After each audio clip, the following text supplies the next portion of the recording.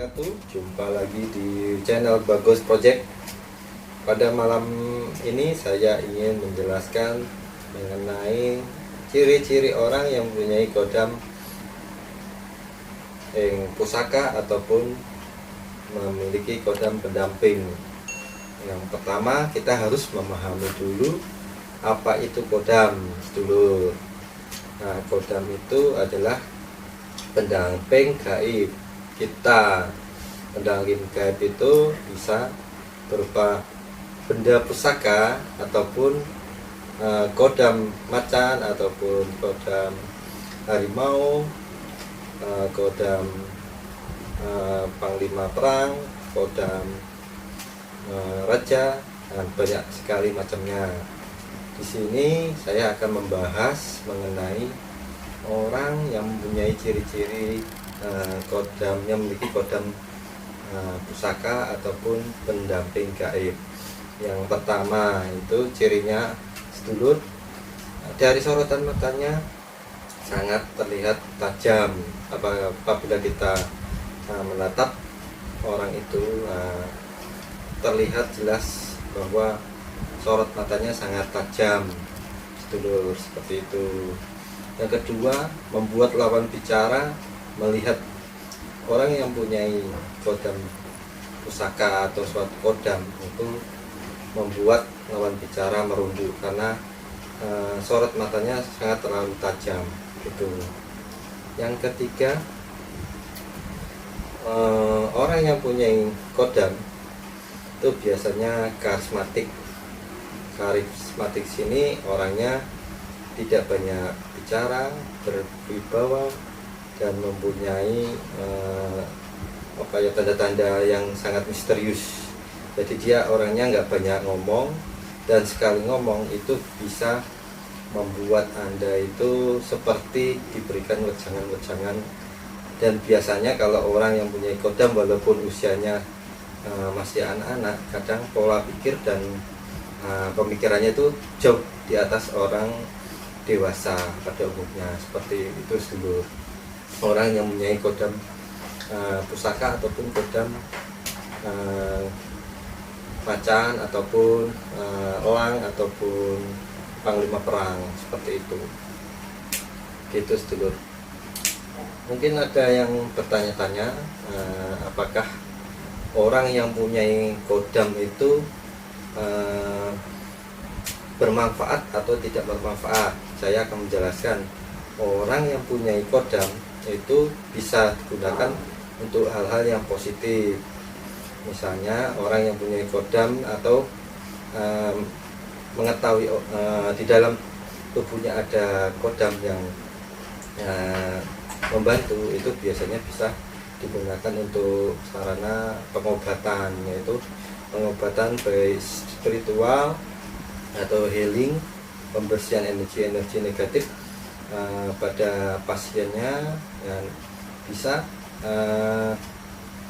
menetralisir suatu tempat atau lokasi usaha yang dikira ada kiriman santet ataupun sihir, gitu sedulur. Dan biasanya orang yang mempunyai kodam, dalam artian ini kodam yang positif, itu akan membuat tingkat spiritualnya itu lebih tinggi, yaitu membuat kita lebih rajin beribadah, mendekatkan kepada Tuhan yang Maha Kuasa, dan tingkat keyakinan atau religiusnya itu lebih tinggi. Itu ciri-ciri orang yang mempunyai kodam pusaka ataupun kodam atau pendamping gaib, gitu sedulur. Biasanya orang bertanya-tanya, gimana sih mas cara atau mendapatkan kodam ini? Nah, ini sangat menarik. Biasanya orang yang mempunyai kodam itu bisa dari bawaan lahir, yang pertama. Yang kedua, dia mengamalkan atau mendalami ilmu kanuragan atau spiritual. Yang ketiga, sedulur, itu biasanya kodam atau orang yang mempunyai kodam itu sebelumnya itu biasanya mencocoki sifat atau karakter dari orang tersebut. misalnya dari orang yang suka menolong, jujur, religius, dalam artian religius sering berpuasa, sering beribadah. Nah itu biasanya secara sadar atau tidak sadar dia disukai, atau ada kodam yang secara tidak sengaja atau tidak sadar ikut pada orang tersebut dulu. Jadi terkadang orang merasa dirinya tidak mempunyai kodam sama sekali, cuma di dalam tubuhnya menurut spiritual kebatinan orang yang punyai linwe itu mempunyai kodam, kadang seperti itu.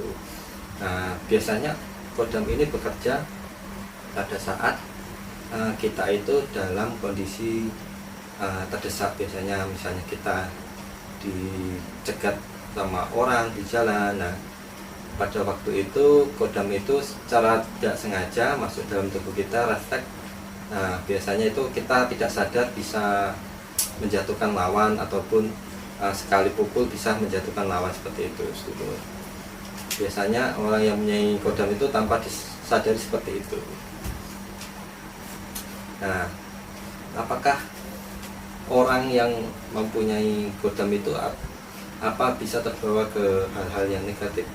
Itu bisa. Misalnya gini sedulur, orang yang mempunyai kodam misalnya kodam raja atau kodam macan. Orang yang punya kodam macan cenderung kan agresif. Nah, agresif itu dia cenderung misalnya ada orang yang sengaja atau tidak sengaja bersinggungan sama kita, nah, dan merasa orang itu punya niat jahat.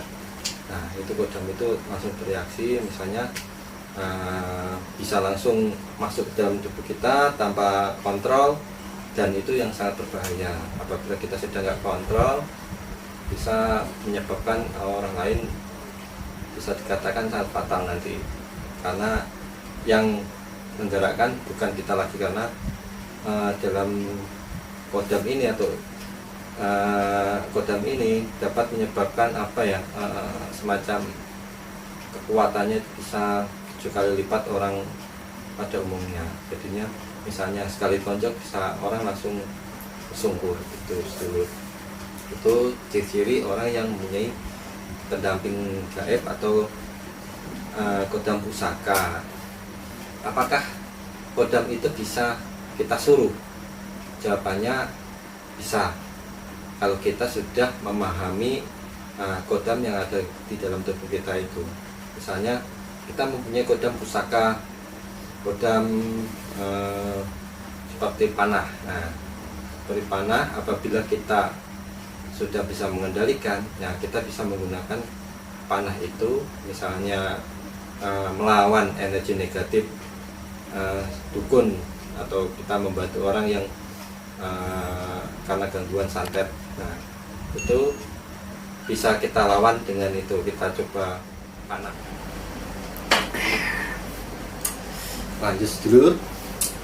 Biasanya orang yang mempunyai kodam pusaka panah, bisa panah gada, panah cakra, itu biasanya ada garis keturunan atau entah dari kerajaan, suatu kerajaan, entah dari kerajaan Majapahit, Singosari, Kediri, Mataram kuno, Mataram Islam, seperti itu. Saudara, biasanya orang yang punya kodam panah itu enggak sembarangan orang punya. Biasanya orang yang memiliki garis keturunan secara langsung ataupun tidak langsung, yang mempunyai garis atau keturunan dari bangsawan, gitu saudara. Mungkin itu dulu. Jangan lupa klik tombol like dan subscribe, dan serta komen, dan kita bisa sharing-sharing, tanya jawab seputaran tema yang barusan saya bahas tentang bagaimana orang yang mempunyai ciri-ciri orang yang mempunyai kodam itu dulu. Oke, jangan lupa ikuti channel terus di Bagus Project.